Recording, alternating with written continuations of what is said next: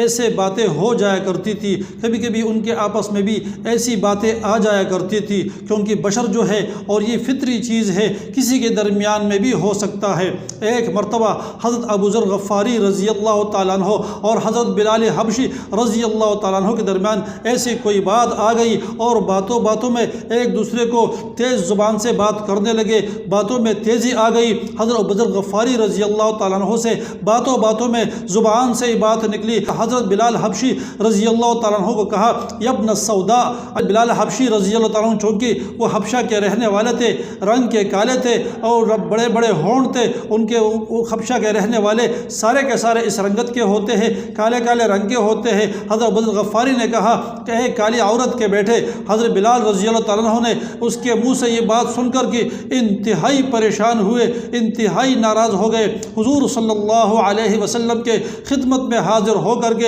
حضور صلی اللہ علیہ وسلم سے شکایت کی کہ آج ابو ذر غفاری رضی اللہ تعالیٰ عنہ نے مجھے اپنے ماں کا طعنہ دیا ہے، مجھے ابن السودا کہہ دیا ہے۔ حضور صلی اللہ علیہ وسلم نے ابو ذر غفاری رضی اللہ تعالیٰ کو بلایا۔ حضور صلی اللہ علیہ وسلم انتہائی ناراضگی کا اظہار کیا، غصہ ہوئے، فرمایا ابو ذر غفاری ابھی تک تمہارے اندر جاہلیت کے زمانے کی باتیں موجود ہیں، ماں کا طعنہ دیتے ہو حضرت بلال کو، بہت بری بات ہے۔ ابو ذر غفاری رضی اللہ تعالیٰ عنہ نے حضور صلی اللہ علیہ وسلم کی بات سن کر کے انتہائی پشیمان ہوئے، باہر جا کر کے زمین کے اندر اس زمین پہ لیٹ گئے جہاں بہت زیادہ مٹی جمع ہوا تھا، اپنے کال کو، اپنے رخسار کو مٹی کے اندر رکھ کر کے سر زمین پہ رکھ دیا۔ بلال رضی اللہ عنہ آتے ہوئے دیکھا، بلال سے کہا، ابو ذر غفاری نے، بلال آ جاؤ میرے اس مٹی اس سر پر اور میرے اس سر پر، میرے اس چہرے پر، میرے رخسار پر پاؤں رکھ کر کے اس کو رون ڈالو، اس لیے کہ یہ چہرہ، یہ سر پانی کے جب مٹی کے اندر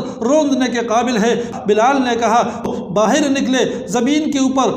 اوپر بیٹھ گئے، زمین پر لیٹ گئے اور اپنا سر مبارک زمین کے اوپر مٹی کے اندر رکھ دیا۔ ایک رخسار زمین کے اوپر ہے، دوسرا رخسار اوپر ہے۔ حضرت بلال عنہ کے دیکھا، فرمایا بلال انت الاعز والاکرم، آپ عزیز ہیں، آپ عزت والے ہیں، آپ اکرام والے ہیں، آپ احترام والے ہیں، آپ عظمت والے ہیں، آپ بہت بلندی پر ہیں، آپ کی عزت بہت زیادہ ہے، میں ذلیل ہوں، میں خوار ہوں، آ جاؤ میرے اس چہرے پر پاؤں رکھ کر کے زمین کے اندر مٹی کے اندر رون ڈالو تاکہ پتہ چل جائے کہ یہ بلال اعز ہے، بلال اکرم ہے، ذلیل ابو ذر غفاری ہے۔ ابو ذر غفاری صحابہ کرام تھے، تربیت حضور صلی اللہ علیہ وسلم کی تھی۔ حضرت بلال رضی اللہ تعالیٰ عنہ آئے، حضرت ابو ذر غفاری کو مٹی سے اٹھایا، فرمایا یہ ایسا کبھی نہیں ہو سکتا ہے، وہ سر جو اللہ تبارک و تعالیٰ کے سامنے حضور صلی اللہ علیہ وسلم کی معیت میں سر بسجود ہو اور اس طریقے سے مٹی میں پڑا رہے، کبھی بھی ایسا نہیں ہو سکتا ہے۔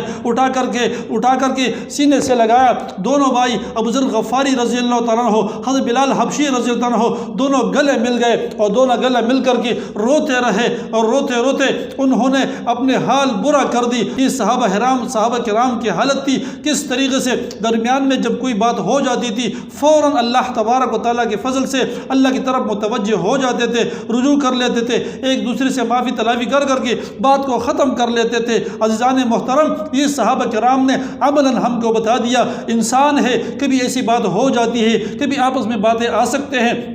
ایک دوسرے سے معافی تلافی کرنا یہ سنت ہے، ایک دوسرے سے معافی تلافی کرنا یہ خیر کی بات ہے، یہ نیکی کی بات ہے، یہ صالحین کا شیوا ہے۔ انسان معافی تلافی کر لے اور ہر انسان دوسرے انسان کو اپنے سے بہتر سمجھے، خواہ کسی قبیلے کا ہو، خواہ کسی بھی خاندان کا ہو، خواہ کیسے بھی مالدار ہو یا غریب ہو، اپنے آپ سے دوسروں کو بہتر سمجھنا، اپنے آپ کو سب سے کمتر سمجھنا، پھر اللہ تبارک و تعالیٰ کی رحمتیں متوجہ ہوتی ہے۔